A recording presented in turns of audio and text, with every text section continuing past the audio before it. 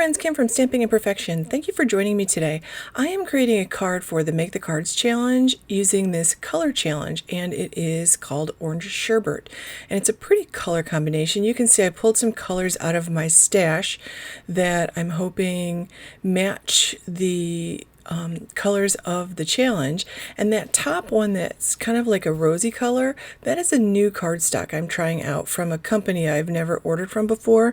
This is called My Colors Cardstock, and it's rose chintz, and I'm in love with it. I chose two colors to try of their cardstock.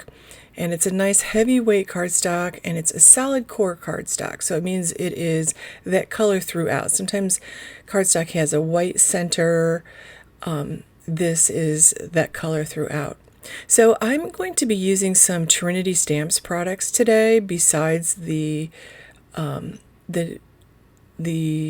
cardstock.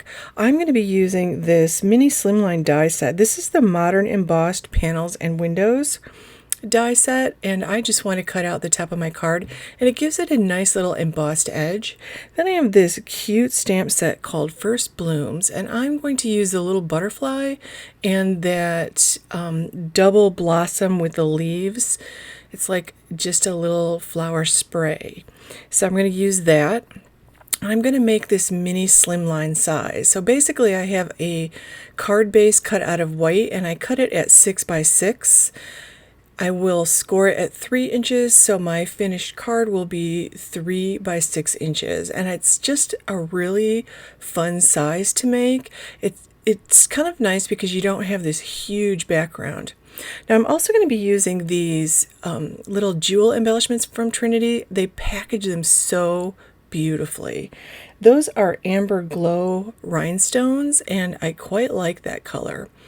It's sort of a soft yellow color, and it's very pretty, very, very pretty. So to get started, I'm going to start by stamping the images that I want to use. So I'm just pulling out a piece of scrap white cardstock. We all have that pile of scrap white cardstock next to us. So I'm just pulling a piece out, and I want to kind of make sure that it's big enough to fit the die that I'm going to use and the stamp set. So I am just fitting everything on there, and I just pull that die in to make sure I have enough room here. And I can get both pieces cut out of the same piece of cardstock. And then I'll pull in a smaller piece to do the butterfly, because I want to include a little butterfly. That butterfly is so sweet, and I think it just makes a little fun touch on the card. So I just removed the die because that was there just to place the flower spray, and I'm using my high polymer eraser from Pentel. This is just something I got at off the office store or CVS or someplace like that for a couple of bucks. And I use that to remove the manufacturing residue from my stamp, so that the first time I stamp it, it doesn't stick to the paper and it stamps beautifully. I used my Color Hive Eclipse Black ink from Maker Forte because it is my favorite ink to use when I am going to Copic color. So it's just beautiful because I don't have to heat set this or anything. I can just go and color my image right away, and I don't get any smudges or anything. So I love this ink for Copic coloring. You can't watercolor with it because it is a water reactive ink. So if you want to watercolor with it, you have to actually emboss it over just use like clear embossing powder over the top and heat set that. Then you can watercolor with it. So I'm just pulling out some markers, and I pulled out some of the YR colors, and I wanted to make it a little bit of a yellow orange. It turns out to be a little bit darker than what I had planned in my head. And so I just go down the list, and I'm a little disappointed as I'm doing this because all of these oranges feel like the same exact shade and color, and it leaves it looking a little bit flat.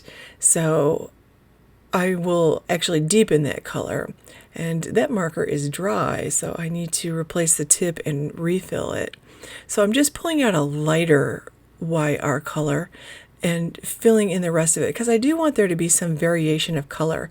Like when I color, I just want to see some color variation. I want you to be able to see that I have dark places where, there's shadow, and light places where there's lots of light hitting the flower. So I'm just going to go back and touch it up, but I decided I'm going to pull out a little brown. And I know that's not part of the color challenge. However, I really want to deepen the shadow in the center of that flower, and the best way to do that is to add a darker color like a dark brown. I could have also used dark gray. Those are neutral, so I always feel like they're okay with color challenges. And I'm just going over the light spots again. And I am going to use some yellow green to do the leaves, just because I just really think the green will look so pretty with the color of that flower. And I was going to try to make more of it yellow, but the yellow greens weren't as yellow as I expected. I didn't test them out on a scrap piece of paper next to me before I started, which I should have done, but I really like, in the end, I really like the way this came out. So I'm just using some yellow greens here and just filling them all in. And I just want to now brighten up the flower a little bit. I feel like it just needs some brightening, and I just also feel like it needs to be a little darker. So I darken the center with some brown, and notice I only colored part of the center of the flower with that brown, so the other side was lighter, and I like the way that looks. So I just add some white dots, and I add some white highlights along the leaves, and just kind of brighten it up a little bit. I always like the touch that white gel pen adds, and it's just so subtle. So I'm going to color the butterfly in that rose chintz color. So I'm just going to pull out some pinks and some salmony colors, because I thought that would turn out the way that I want it to be in my head. But it's coming out a little too light. So I keep trying to go darker and pinker.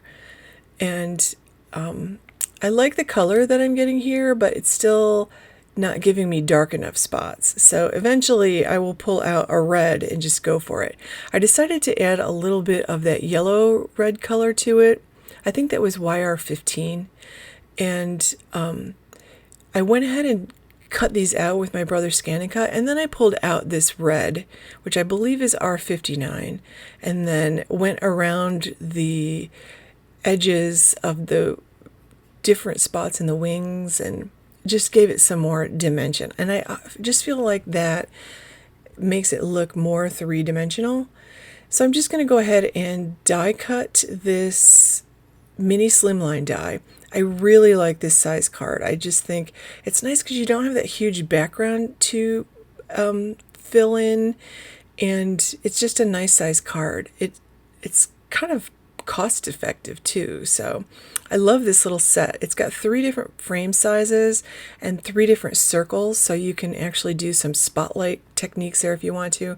So I'm going to cut these cardstocks. I'm cutting a couple of them at 1/4 of an inch and a couple of them at 1/2 inch, and I'm just going to glue those to the base of that card front that I just die cut out with that Slimline die.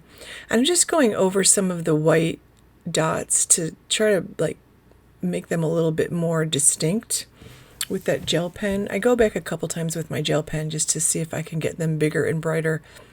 So I scored the card base at 3 inches and folded it over, and now I'm just going to, with some liquid glue, place those strips that I just cut off. Now this card design is actually influenced by last week's sketch challenge at Make the Cards challenge, because I loved the Slimline sketch that we used, and it had these stripes at the bottom, and I just thought it would be so pretty to do that with cardstock pieces. Last week on my card I used washi tape. This week I just wanted to use some bright cardstock, and I really love that rose chintz color. That is very nice paper. So I popped that floral up on foam tape. I'm going to pop up the butterfly on foam tape as well. And now I just want to add some more foam tape to the back of this. So my card is going to have a bit of dimension, but it's a small card, so I'm okay with that. Lately I've been trying to make cards with a little bit less dimension so that they're easier to send. And I need a sentiment. The stamp set didn't have a sentiment, so the one thing I'm going to add to this card, besides the cardstock that is not from Trinity Stamps, is my sentiment. And I want to keep it quick and easy. I'm thinking I want a thank you sentiment or something like that. So I pulled out some cut apart sentiments, and I believe they're from Simon Says Stamps. And I think there are 4 sheets here. There's 2 of each sheet, so you get a whole bunch of sentiments in different sizes. And I'm just going to cut one of them off. And I just really like to do the cut apart sentiments. You really need to get to know your trimmer. Like, where do I line up those letters relative to the blade to get it to cut the size of sentiment and to get it to cut straight. So this is something that I think takes a little practice. And you need to pay attention to like the ridges and the edges of your cutter and things like that, and really get to know where you can line things up. What point can I line letters up and trim it and it'll turn out like that? And it's not perfect.